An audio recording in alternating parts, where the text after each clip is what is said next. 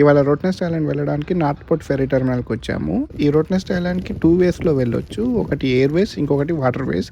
Most of the people water ways prefer చేస్తారు. ఎందుకంటే Airways అనేది ఆ టైమింగ్స్ అవన్నీ ప్రాపర్గా చూసుకొని వెబ్సైట్లో బుక్ చేసుకోవాలి. అదే ఈ వాటర్ వేస్ అయితే బోట్ ఎప్పుడు పడితే అప్పుడు ఉంటుంది. పైగా చాలామందిని ఒకేసారి అకామిడేట్ చేస్తుంది కాబట్టి ఈజీగా వెళ్ళొచ్చు. ఇక్కడ పార్కింగ్ టికెట్ తీసుకోవాలి. పర్ అవర్కి కానీ పర్ డేకి కానీ తీసుకోవచ్చు. మోస్ట్లీ పర్ డేకి తీసుకుంటేనే బెటర్. ఎందుకంటే పర్ అవర్కి తీసుకున్నట్లయితే కరెక్ట్ ఆ టైంకి చేరుకోలేకపోతే ప్రాబ్లం అవుతుంది. అదే పర్ డేకి కూడా చాలా రీజనబుల్, $14 పర్ డే. సో అది తీసుకొని వెళ్ళిపోతే ఇంకా టెన్షన్ ఉండదు.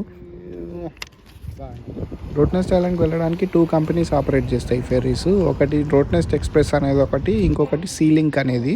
రెండు, ఒకటి ఫ్రీమాంటిల్ నుంచి వెళ్తుంది, ఇంకొకటి నార్త్ పోర్ట్ నుంచి వెళ్తుంది. సో రెండిట్లో ఏది తీసుకున్నా వెళ్ళిపోవచ్చు. దీని ప్రైస్ వచ్చేసి $32 నుంచి $38 వరకు ఉంటుంది. అండ్ ఆఫర్స్ అన్నీ ఏమైనా ప్రోమో కోడ్స్ పెడితే ఏమన్నా డిస్కౌంట్ కూడా వస్తుంది. రౌండ్ ట్రిప్కి ఇది మొత్తం. ఇక్కడ బైసికల్స్ చూసినట్లయితే ఇవే బైసికల్స్ మనకు అక్కడ రోడ్నెస్ట్ ఐలాండ్ వరకు వీళ్ళు ఫెర్రీలో తీసుకొచ్చి అక్కడ మనకు డెలివర్ చేస్తారు. సో మనం అక్కడ తిరిగేసి మళ్ళీ వాళ్ళ బైసికల్ వాళ్ళకి ఇచ్చేయచ్చు. బైసికల్స్ కూడా టికెట్స్ తీసుకునేటప్పుడే దాంతోపాటు తీసుకోవచ్చు. ఒక బైసికల్ వచ్చేసి $36 పడుతుంది.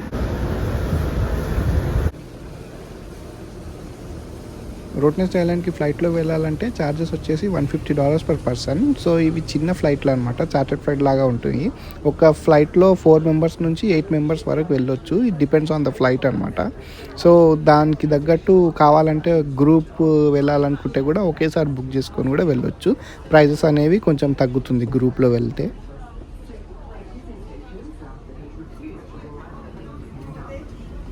నేను బయట కూర్చుందామని వెళ్ళినా కానీ అంత ప్రాపర్ సీటింగ్ కనిపించలేదు. ఇంకా లోపలికి వెళ్ళిపోయినా. మళ్ళీ నేను వీక్ డేలో వెళ్ళినా కాబట్టి కొంచెం ఫ్రీగానే ఉంది. వీకెండ్ అయితే ఇంకా బాగా బిజీ ఉంటుంది.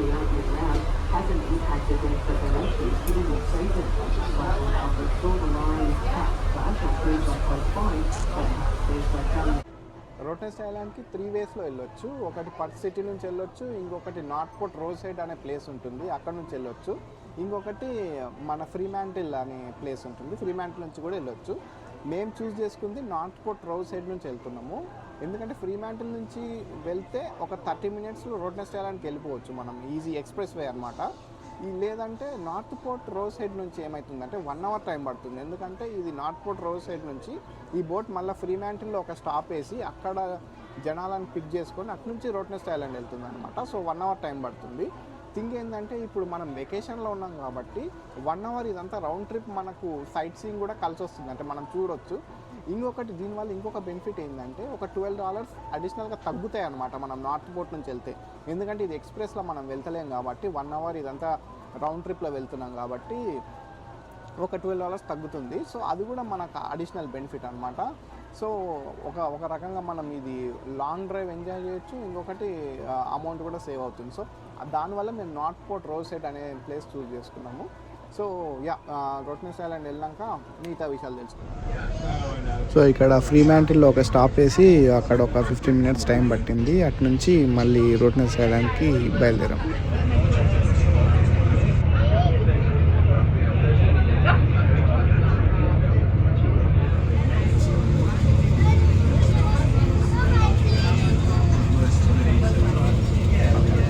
రోడ్నెస్ట్ ఐలాండ్ అయితే ఎంటర్ అయిపోయాము. ఇప్పుడు ఇక్కడ దిగి బైసికల్స్ కలెక్ట్ చేసుకొని వెళ్ళాలి. సో ఇంకా టికెట్ అయితే చూపించి బైసికల్స్ కలెక్ట్ చేసుకున్నాము. హెల్మెట్ సెట్ అయిందా అనేది? సెట్ అయింది. ఇక్కడ కంపల్సరీ గుర్తుపెట్టుకోవాల్సింది ఏంటంటే సన్ స్క్రీన్ మాత్రం కంపల్సరీ తీసుకెళ్ళాలి, లేదంటే సన్ బర్న్స్ అయ్యి బాగా ఇరిటేట్ అయిపోతాం. మ్యాప్ అయితే ఉంటుంది ఇక్కడ బోట్లో, కాకపోతే మేము అది కలెక్ట్ చేసుకోవడం అంత ఐడియా లేకుండే. సో మేము మ్యాప్ అయితే ఏం ఫాలో అవ్వలేదు. సో ఇక్కడైతే చుట్టుపక్కల అన్ని డైరెక్షన్స్ అయితే క్లియర్గానే ఉన్నాయి. అవన్నీ చూసుకుంటూ అక్కడిక్కడ జిగ్జాగ్లో వెళ్ళిపోయాము. ఇక్కడ బైసికల్స్ అవి ప్రిఫర్ చేయని వాళ్ళకు బస్సు ఉంటుంది. సో బస్సు ఇక్కడ టికెట్ తీసుకొని వెళ్ళినట్లయితే వాళ్ళు అన్ని ప్లేసెస్ కవర్ చేసి తీసుకొచ్చేస్తారు. ఎవ్రీ 15 మినిట్స్కి బస్ వస్తూ ఉంటుంది. సో మనం అక్కడ దిగి ఎప్పుడైనా ఉండి ఎంతసేపు అయినా టైం స్పెండ్ చేసి బస్ వచ్చినప్పుడు ఎక్కేసి వెళ్ళిపోవచ్చు. ఈజీగానే ఉంటుంది. ఇక్కడ వర్కౌట్ అదైతే స్టార్ట్ చేసాము. మొత్తం మీద ఇవన్నీ చిన్న చిన్న కవర్ చేసుకుంటూ ఇక్కడ డైరెక్షన్స్ అన్ని మెన్షన్ చేస్తున్నాయి. ఎక్కడెక్కడికి వెళ్ళాలని చెప్పేసి డైరెక్షన్స్ చూసుకుంటూ వెళ్ళాము. ఫస్ట్ అయితే పింకీ బీచ్ దగ్గర ఉందని ఇక్కడికి వచ్చేసాము. రోడ్ నెక్స్ట్ అని అదిరిపోయిందిగా. నా వరకైతే ఈ వెస్ట్రన్ ఆస్ట్రేలియాలో ఈ పర్త్లో జరిగిన మంచి పని ఏమన్నా ఉందంటే అది రోట్నెస్ట్ ఐలాండే. ఇది మాత్రం సూపర్ సీనిక్ ప్లేస్. ఇక్కడ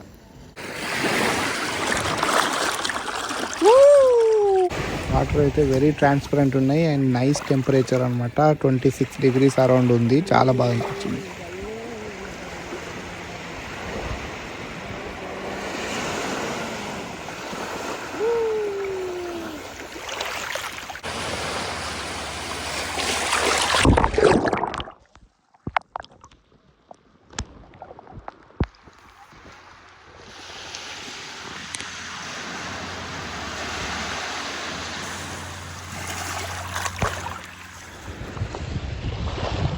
పోదాం ఆయన నన్ను లేపు. ఇక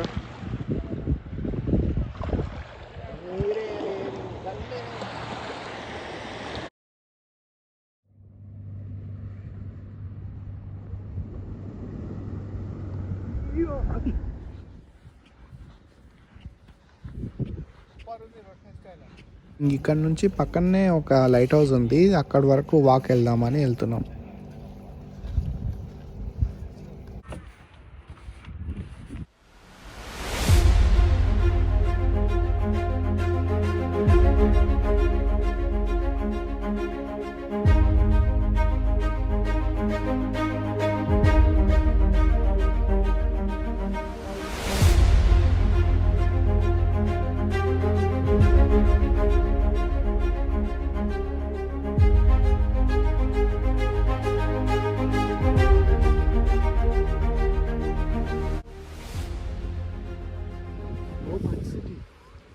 అవును కదా.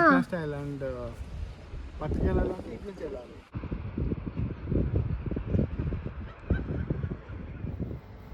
ఇంకా ఇంకొక ప్లేస్కి వెళ్దామని చెప్పేసి బయలుదేరాను. ఈ చుట్టుపక్కలన్నీ హోటల్స్ మోటల్స్ ఇవన్నీ చాలా ఉన్నాయి. ఇక్కడ మంచిగా వచ్చి స్టే చేయొచ్చు కూడా చాలా రోజులు.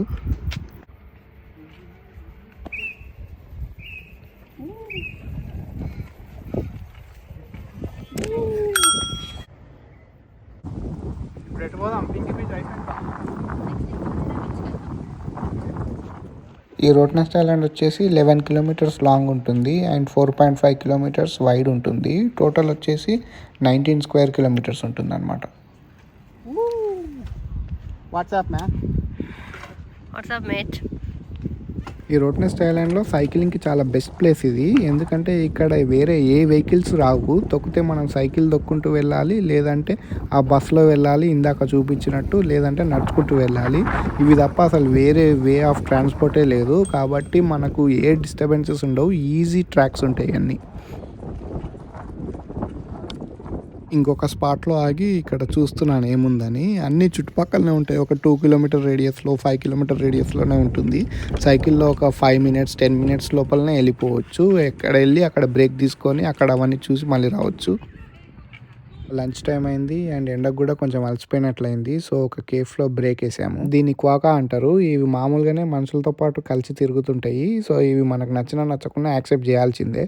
ఆర్డర్ ఇచ్చి 10 నిమిషాలు అయింది. వీడు ఎప్పుడు తెస్తాడా అని ఎదురు చూస్తున్నాం.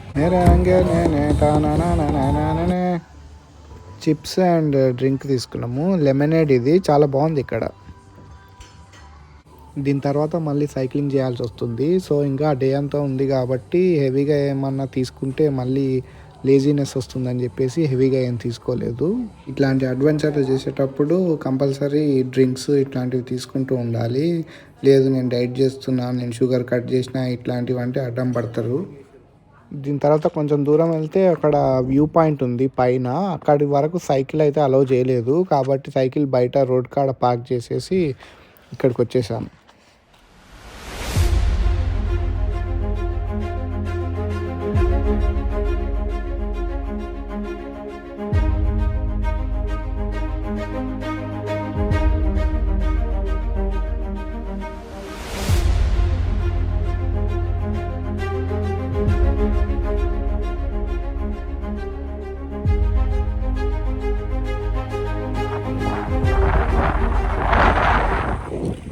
దీని తర్వాత ఇంకో స్పాట్కి వచ్చాము. ఇది కూడా సూపర్ ఉంది, బాగా వైడ్గా కనిపిస్తుంది, చాలా పెద్దగా ఉంది.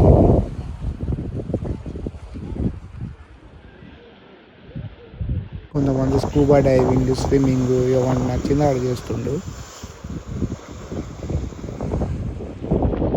కొన్ని దగ్గర అయితే బీచెస్ స్పాట్లు అట్లాంటివి ఏం లేకున్నా కానీ ఆ రోడ్, ఆ వ్యూ, చుట్టుపక్కల లేక్స్ అవన్నీ సూపర్ ఉన్నాయి.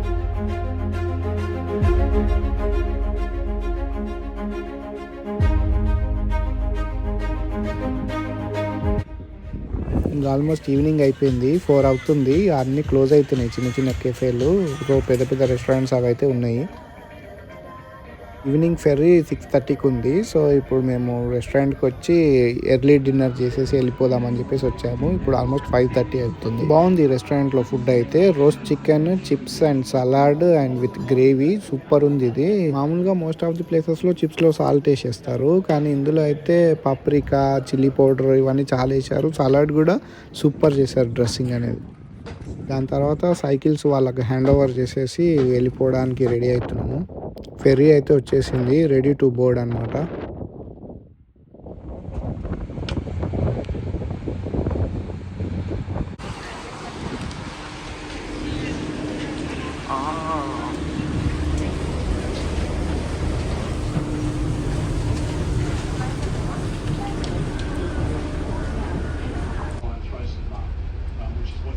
ఈవినింగ్ వెళ్ళేటప్పుడు అయితే అప్పుడే సన్సెట్ అవుతుంది, దాన్ని చూస్తూ క్యాప్చర్ చేస్తూ వెళ్ళినాము, చాలా బాగా అనిపించింది.